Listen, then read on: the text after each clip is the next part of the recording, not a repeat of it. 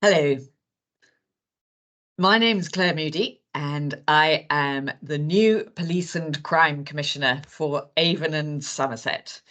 And today we just want to have a conversation because it's Knife Crime Awareness Week, and just to talk about some of the work that's going on in relation to tackling the really serious problem that we face across our region, and that is around knife crime.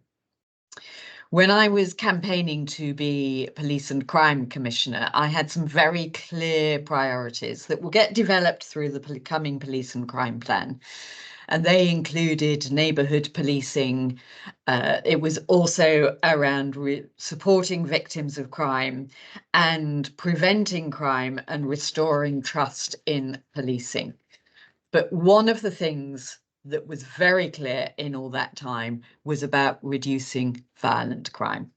That included reducing crime against women and girls, but really importantly, it was about knife crime.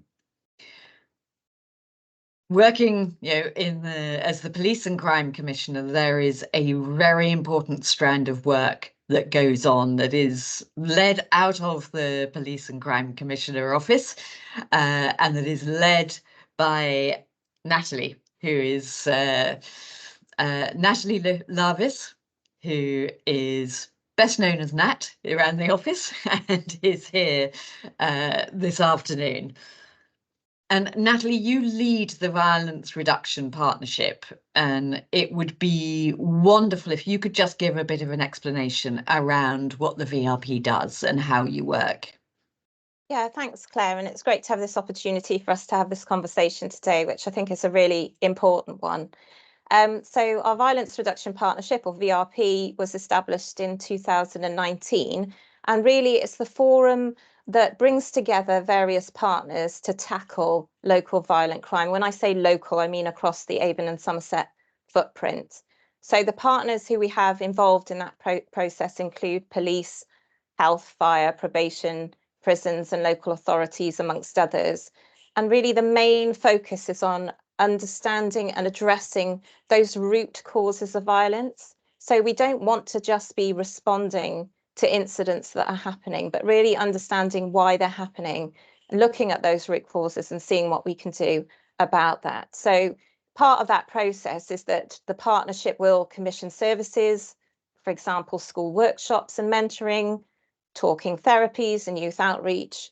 And we don't only sort of focus on those young people who are involved directly, but provide support to parents and carers as well, and professionals working with those young people. So we need to remember that that can be particularly stressful and distressing, and we need to provide, support to them too. So the partnership really provides all of that support and focus to try and address these issues.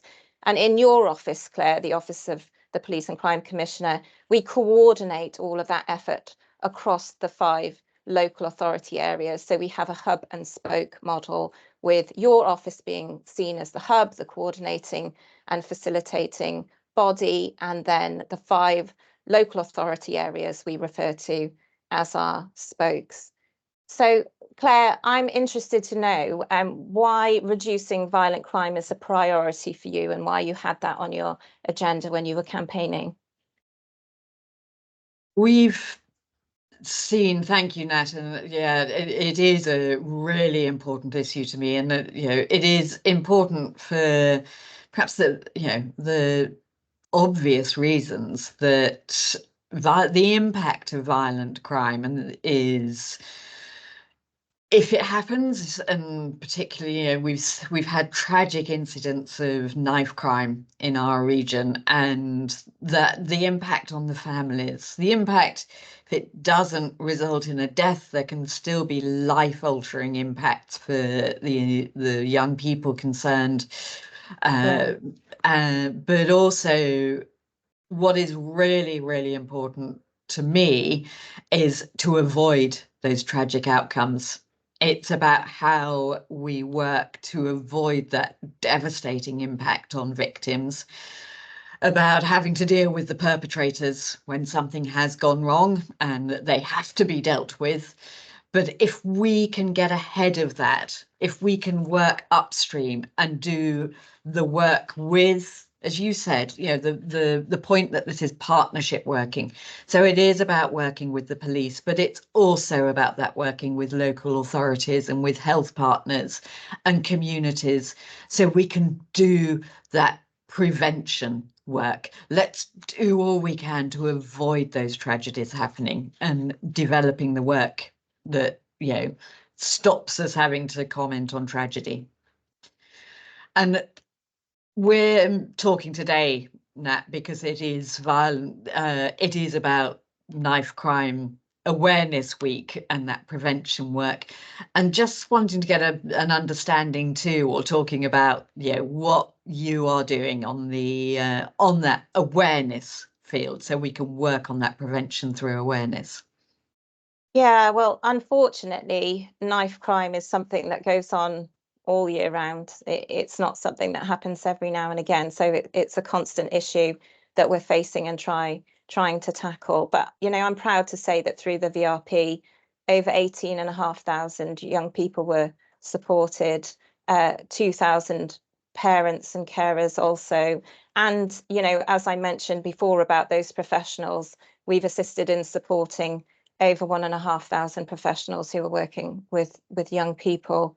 So there's many activities that go on in schools, town centres and online to raise the awareness and educate the community, because it's so important that the community are aware of the issues that they're facing and that they understand what part they can play in also helping us to tackle these really sort of significant issues. A great example of some of the work that's going on currently is in North Somerset. So North Somerset VRP are currently hosting a Knife Awareness Month of Action. And as part of this, they have the impressive Knife Angel statue, which is made up from over 100,000 seized blades in Weston-super-Mare. It's a really impressive statue. And part of this awareness has included school sessions, pop-up engagement days in the town centre and much, much more. And through that awareness, we have outcomes such as this week, over 115 knives have actually been recovered safely from the Weston-super-Mare surrender bin, which demonstrates the impact that bringing awareness can have, that we've seen so many people being willing to surrender the knives that they have, which is a great outcome. We've also got lots more examples, Claire, if people are interested, on our website.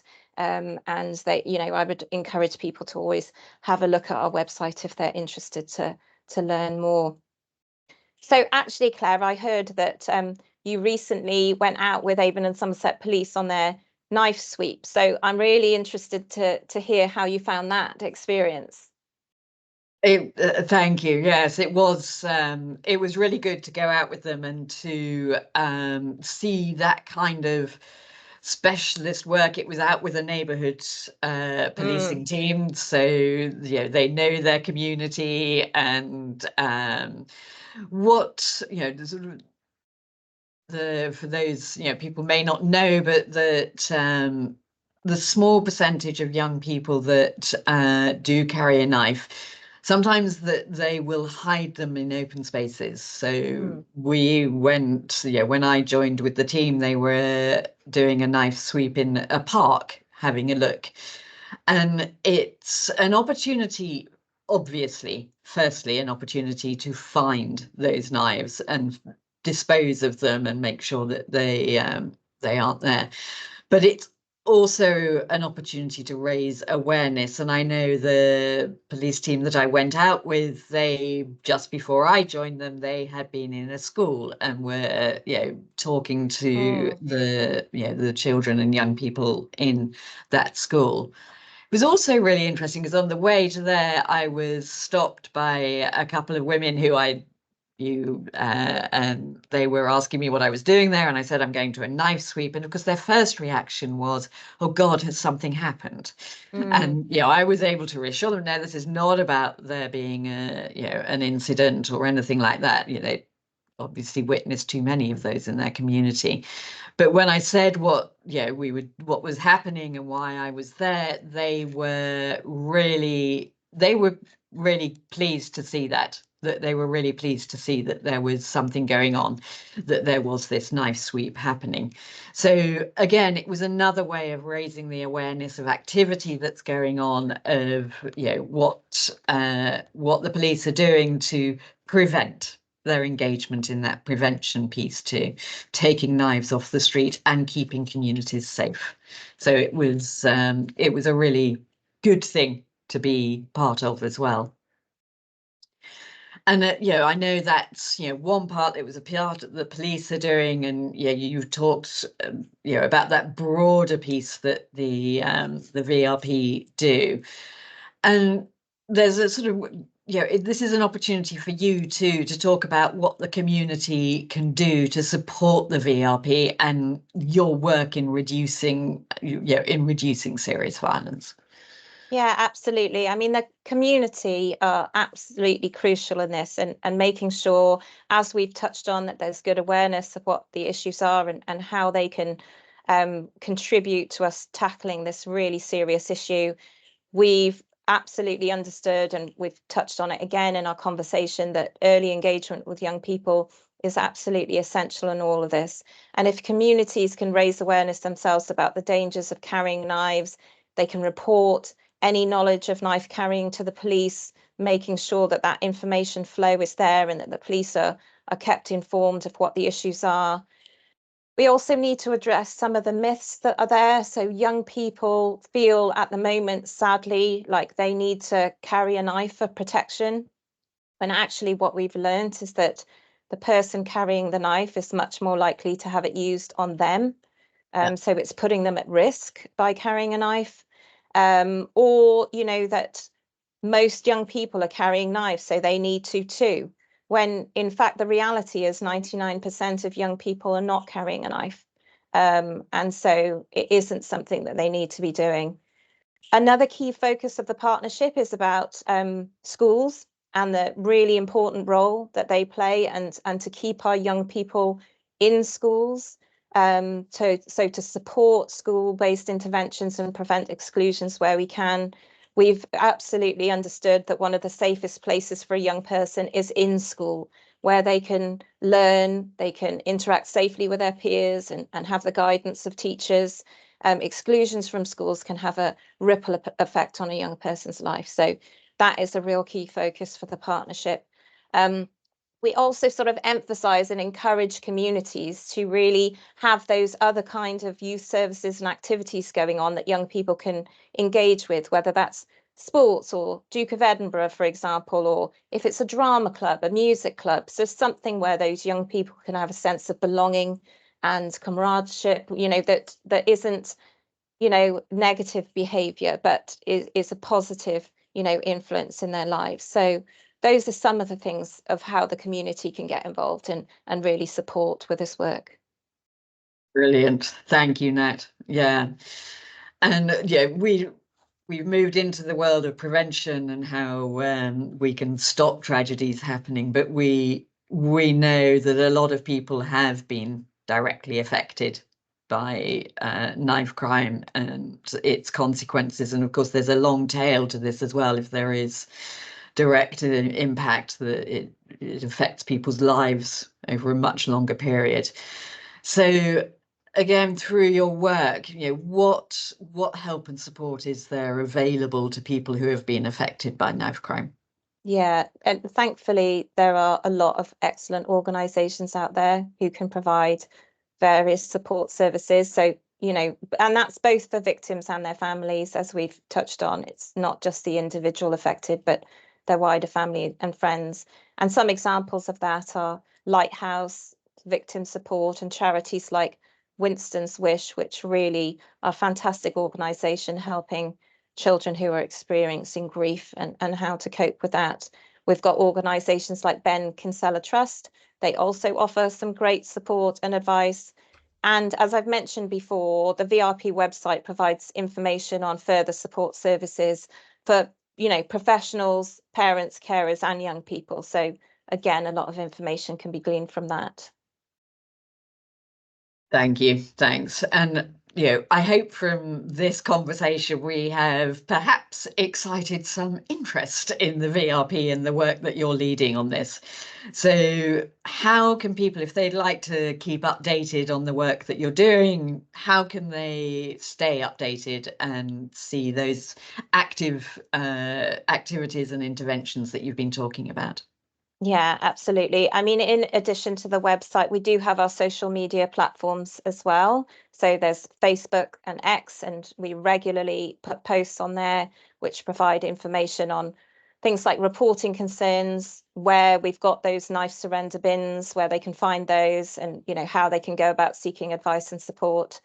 And also, if people are interested, we do have a quarterly newsletter that people can sign up to get. They are produced quarterly, and again through the website you can sign up your name to be able to get that newsletter that will keep you informed as to all the sort of activities that are going on.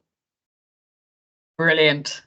Thank you, Nat, and thank you for taking the time to have this conversation, and so we can talk about the excellent work that's being done through the VRP. We know it is making a discussion. We know it is making a difference for people's lives. And again, the ideal world is the work to do. The prevention field means that people don't notice what you're doing because it is preventing things happening. So once again, thank you very much, Nat, and I'm looking forward to all the work that we'll be doing together in this in the future. Thank you. Me too. Thank you very much, Claire. This has been a great conversation. Thank you.